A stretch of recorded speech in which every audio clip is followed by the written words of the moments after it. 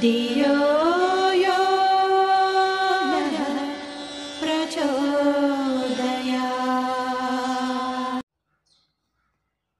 प्रज्ञा अवतार का स्वरूप और क्रियाकलाप। अवतारों का भी क्रमिक विकास हुआ है, उनकी कलाएं क्रमशः बढ़ती आई हैं।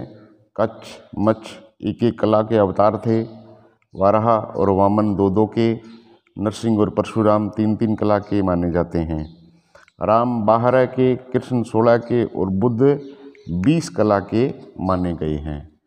निष्कलंक के बारे में कहा गया है कि ये 24 कला के होंगे। यह क्रमिक विकास है। संपूर्ण कलाएं 64 मानी जाती है। सृष्टि क्रम में अवतारों की श्रृंखला अनवरत चलती रहती है और विश्व विकास के साथ साथ उनकी कला सामर्थ्य भी बढ़ती रहेगी। भूतकाल के अवतारों में प्रारंभिक का कार्य क्षेत्र भौतिक परिस्थितियों से जूझना भर था। उसके बाद वालों को अनाचारियों से लड़ना पड़ा। इसके बाद स्थापनाओं का क्रम चला। राम को मर्यादा पुरुषोत्तम, कृष्ण को युग पुरुष और बुद्ध को विवेक का देवता कहा जाता है। इनके चरित्र और कर्तव्य में उच्च स्तरीय स्थापनाओं का दौर है। अधर्म का नाश करने के लिए उनके जितने प्रयत्न हुए, उनकी अपेक्षा स्थापनाओं और गतिविधियां अधिक केंद्रित रही हैं।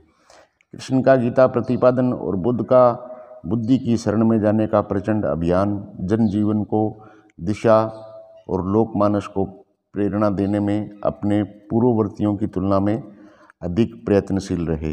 प्रज्ञा अवतार का कार्य अपेक्षाकृत अधिक कठिन और अधिक व्यापक है।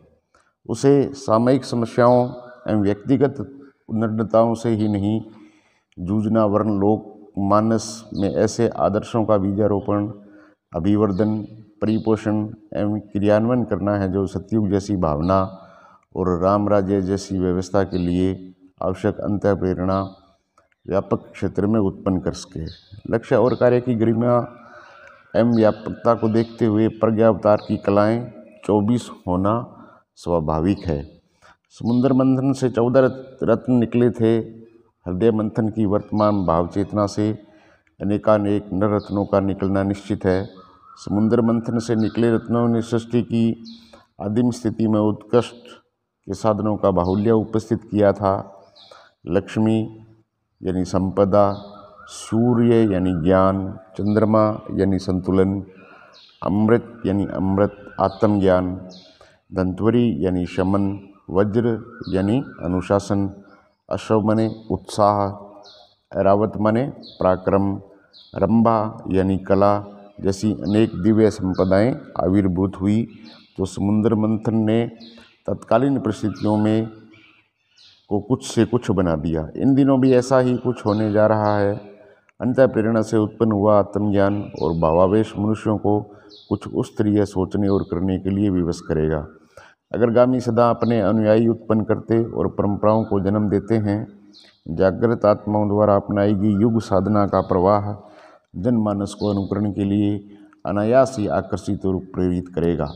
पिछले दिनों जहां आदर्शवादिता के दोनों आधार धर्म और अध्यात्म चर्चा एवं उपचार की विडंबनाओं में उलझ कर रहते हैं, इन दिनों उन्हें अपनी प्रखरता प्रकट करने का, प्रत्यक्ष कार्यरत होने का अवसर मिलेगा।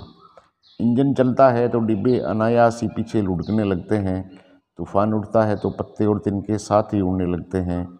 जल प्रवाह में जाने क्या क्या साथ में तैरता, डूबता और बहता चलता है।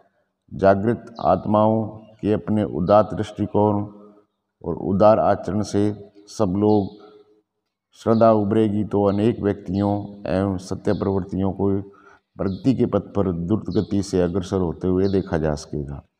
इस तथ्य को 1000 बार समझा और लाख बार समझाया जाना चाहिए कि अपने युग की समस्याएं परिस्थितिजन्य दिखती भर हैं, वस्तुतः उनका उद्भव विकृत मन स्थिति से हुआ है।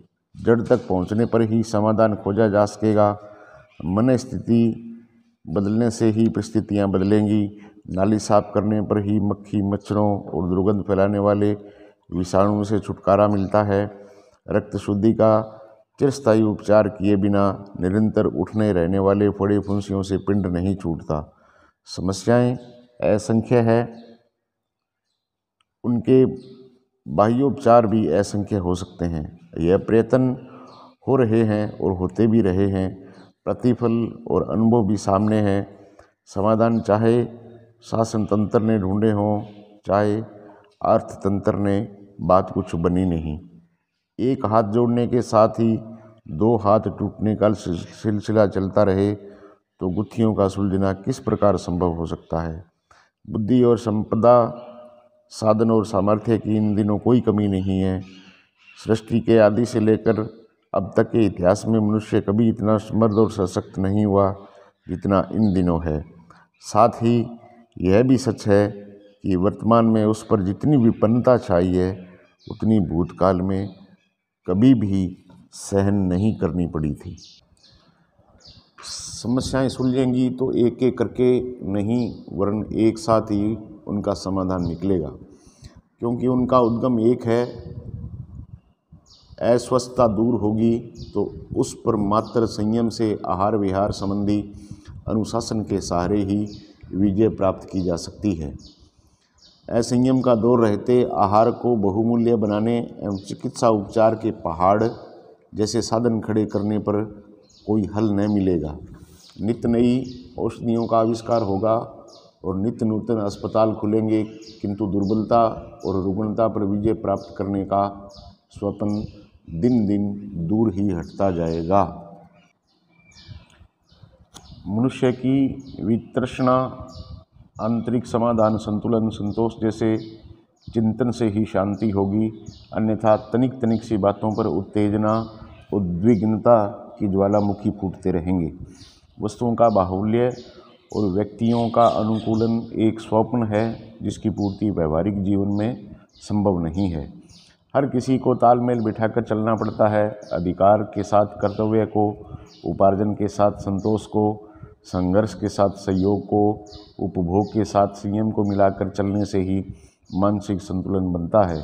किसी को मानसिक तनाव से छुटकारा पाना है तो अनुकूल परिस्थितियां प्राप्त करने तक प्रतीक्षा करने की आवश्यकता नहीं है। चिंतन में विधायक तत्वों को भर लेने, दृष्टिकोण को ऊंचा उठा लेने से ही काम चल जाता है। संव्याप्त विक्षोभ और असंतोष का समाधान इसी प्रकार होगा। अनुकूल के लिए किया गया पुरुषार्थ तो दूसरा चरण है। परिवार छोटे करने का प्रयोग पाश्चात्य देशों में व्यापक रूप से चला है। पति पत्नी और न्यूनतम बच्चे, यही आधुनिक परिवार का स्वरूप है। संयुक्त परिवार को तो आपत समझा गया और उनको विखंडित किया गया, पर इतने से भी समस्या कहाँ सुलझी। छोटे परिवार भी आपाधापी के केंद्र हैं और स्नेह सौजन्य की कमी का रोना उनमें भी रोया जाता है, जबकि कितने ही बड़े कुटुंब स्नेह सिक्त सहकारी संस्था के रूप में अपनी सार्थकता और सफलता सिद्ध करते हैं। पारिवारिक समस्याओं की गणना असंख्य है, किंतु उनके मूल में भावनात्मक दरिद्रता ही प्रधान कारण रही होती है। परिवार का सुख प्रचुर साधनों के रूप यौवन की अवस्था अथवा व्यवस्था उपचार के सहारे उपलब्ध होने की आशा की जाती है, किंतु देखा यह गया है कि जहाँ इन सब की प्रचुरता है वहाँ भी मनोमालिन्य कम नहीं। तथ्य ढूंढने पर भावनाओं की दरिद्रता ही कुटुंबों को विशृंखलता एवं विपन्न बनाती है। इसका निराकरण हो सके तो भावग्रस्त घरोंदे में भी लोग देवोपम स्नेह सौजन्य का आनंद लेते हुए दिन बिता सकते हैं। समाज में अनेक कुप्रथाएं प्रचलित हैं। इनमें परिपाटी उतनी घातक नहीं होती जितनी कि उनकी आड़ में नंगा नृत्य करने वाली दुष्टता। दहेज समस्या नहीं है। बेटी की विदाई में अभिभावक अपनी संपदा का एक अंश उपहार में देते हों तो उसमें कोई अनुचित्य नहीं है। दहेज ने कन्या बख्शी पिशाच का रूप तो उसके पीछे काम करने वाली निष्ठुर अहंकारिता और स्वार्थपरता ने उत्पन्न किया है। यदि इन तथ्यों को हटा दिया जाए तो नवपरिणीता को स्त्री धन के रूप में कुछ उपहार मिल जाने से निश्चिंता और प्रसन्नता ही रहेगी। यही बात अनेकानेक प्रचलनों से संबंध है। कुप्रथाएं बदली जानी चाहिए, ये आवश्यक है, किंतु याद रखा जाए कि दुष्टता के रहते सुधार के नाम पर किए गए परिवर्तन भी संतोषजनक परिणाम उत्पन्न नहीं कर सकेंगे। बिना दहेज के तथा कथित आदर्श विवाहों की आजकल धूम है, इनमें भी पर्दे के पीछे लेन देन पनप रहा है, उसे सुधारवाद का दुर्भाग्य ही कह सकते हैं। समाज सुधार के बाह्य प्रयत्न कितने ही आवश्यक क्यों न हो, उनकी सार्थकता सद्भावना के जीवंत रहने पर ही हो सकती है। सद्भावना प्रथा परंपरा नहीं है, यह आध्यात्मिक उपलब्धि है। समाज में प्रचलित अनेकों कुप्रथाओं का उन्मूलन तो होना ही चाहिए, पर आत्यंतिक समाधान की तब तक प्रतीक्षा करनी चाहिए जब तक कि सद्भावनाओं की हरितिमा अंत्य क्षेत्रों में लहलाने न लगे। शासन सत्ता किस पार्टी के हाथ में रहती है, प्रश्न यह नहीं है, वरन यह है कि जो शासन को चलाते हैं वे किस स्तर के हैं। घोषणा पत्रों और साइन बोर्डों के बदलने से, व्यक्तियों की गोटें इधर से उधर बिठाने पर से स्वच्छ शासन की अपेक्षा नहीं की जा सकती। वोटर से लेकर नेताओं तक की नीयतें बदलें तभी कुछ काम चलेगा। उत्थान के लिए बदलने वाली योजनाएं उपयुक्त संचालकों के अभाव में किस प्रकार असफल होती है, इसका प्रमाण पग पग पर मिल रहा है। अपराधों के नियंत्रण में पुलिस, कचहरी, जेल आदि का ढांचा अति स्वल्प मात्रा में भी कारगर सिद्ध होता है। अपराधी मनोवृत्ति का शमन करने एवं नियंत्रणकर्ताओं के निर्लोभ एवं कर्तव्यपरायण होने से ही बात बनेगी, अन्यथा वे अपने ढंग से पनपते रहेंगे और नियंत्रण का ढकोसला अपनी जगह खड़ा रहेगा। अनैतिकता के व्यक्तिक एवं सामाजिक रूप अनेकानेक हैं, इन पर अंकुश लगने का भी उपाय एक ही है, व्यक्ति के अंतःकरण में धर्म धारणा का घनीभूत होना। नेतृत्व की हर क्षेत्र में मांग है, पर उसे प्रतिभा और चतुरता के सहारे उपलब्ध करने का प्रयत्न किया जाता है। फलतः वह अभिनेताओं जैसी कौतूहल दिखाकर समाप्त हो जाता है। स्थायित्व उस गरिमा में है जो चिंतन और चित्त के हर घटक में छाई रहती है और जिसमें भ्रष्ट चिंतन और दुष्ट आचरण की छद्म एवं स्वार्थ साधन के लिए कहीं कोई गुंजाइश ही नहीं रह जाती। ऐसे उच्च स्तरीय नेतृत्वों का उदय ही जब बंद हो गया तो लोक चेतना क्यों न जगाएं? पीढ़ी का मार्गदर्शन कौन करे? भटकने और भटकाने वाले लोग ही मिलजुल कर नेता और अनुयायियों की मंडलियां बनाकर जन कल्याण के नाम पर शालीनता का निर्माण करने में लगे हुए हैं। यह परिस्थिति और किसी तरह दूर नहीं हो सकती। प्रज्ञावतार की प्रेरणा से उत्पन्न उत्कृष्टता संपन्न मन स्थिति ही नेतृत्व के अभाव को पूरा कर सकने में समर्थ हो सकती है। अर्थ सुविधा के लिए साधनों का बाहुल्य उतना आवश्यक नहीं जितना उपलब्धियों को मिलजुल कर खाने और उन्हें मात्र औचित्य के लिए उपयोग करने की धारणा। श्रमशीलता, ईमानदारी, मितव्यता जैसे सद्गुणों की कमी करने पर ही दरिद्रता की विपत्ति सहन करनी पड़ती है, अन्यथा मनुष्य की आवश्यकताएं ही कितनी हैं, उन्हें सरलतापूर्वक सुलभ साधनों से ही पूरा किया जा सकता है और हर किसी को इतनी समय, साधन और समन मिल सकता है जिसके सहारे आत्म कल्याण एवं समाज कल्याण के लिए बहुत कुछ कर सकना संभव न हो। दृष्टि प्रसार के वास्तविकता को ढूंढने पर समस्त समस्याओं का एक ही कारण दिखता है, आस्था संकट और निष्कृष्ट चिंतन। इसका निराकरण आज एक ही उपाय से हो सकता है, अंतः चेतना का उदरगमन, उन्नयन, अबुद्ध प्रज्ञावतार की तूफानी गतिविधियाँ जन जन के अंतःकरणों को झकझोरेगी और उसे क्रमशः उस दिशा में धकेलती और घसीटती ले चलेंगी जहाँ उसे शालीनता और सदस्यता से बढ़कर और कुछ मूल्यवान प्रतीत न होता हो। मूर्धन्य देवदार मानवों के माध्यम से प्रज्ञावतार आस्था संकट के निवारण का प्रयत्न कर रहा है। धर्म क्षेत्र की नर्सरी में ही महामानवों के कल्प वृक्ष उत्पन्न होते रहेंगे।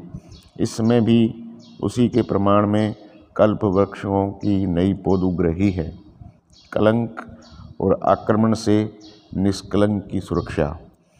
प्रगति के मार्ग में अवरोध का विशेषतः श्रेष्ठ संभावनाओं में अड़चने आने का अपना इतिहास है, जिसकी पुनरावृत्ति अनादिकाल से होती रही है।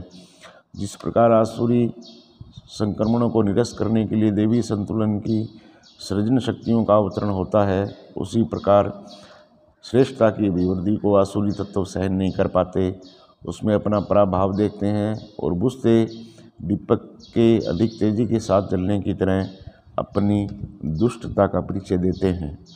मरते मरते चींटी के पग उगते हैं। पागल कुत्ता जब मरने को होता है तो तालाब में डूबने को दौड़ता है।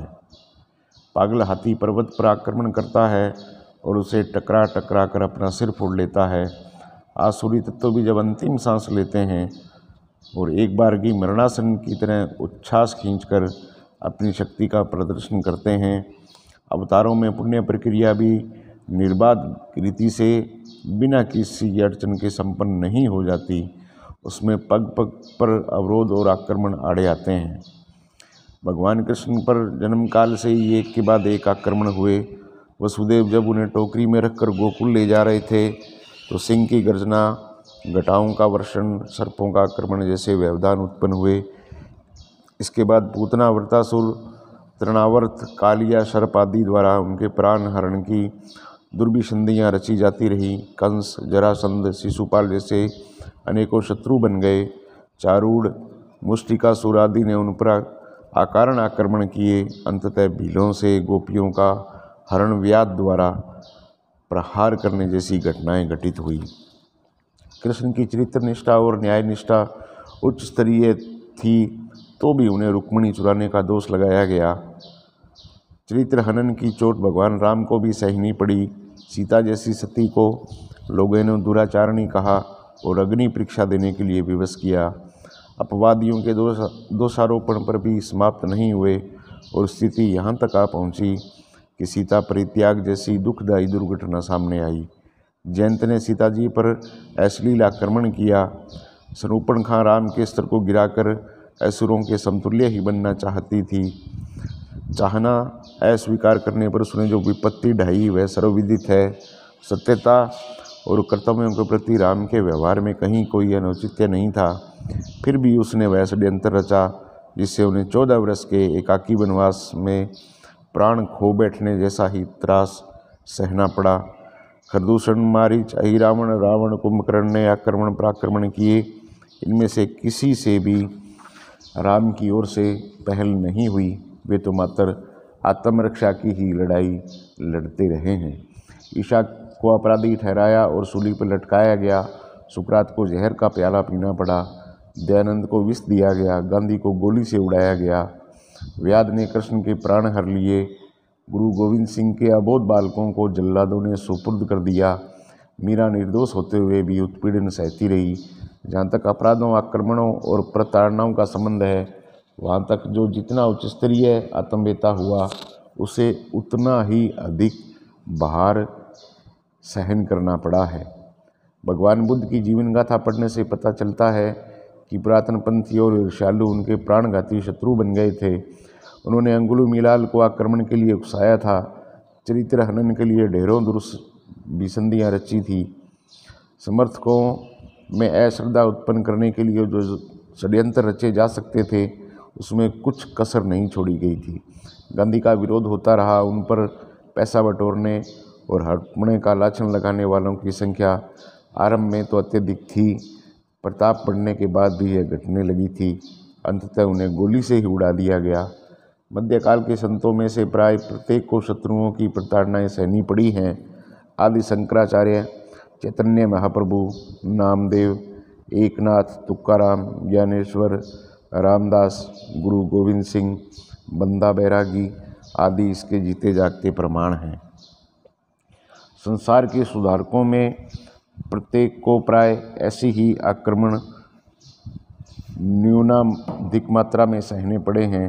संगठित अभियानों को नष्ट करने के लिए कार्यकर्ताओं में फूट डालने, बदनाम करने, बल प्रयोग से आतंकित करने जैसे प्रयत्न सर्वत्र हुए हैं।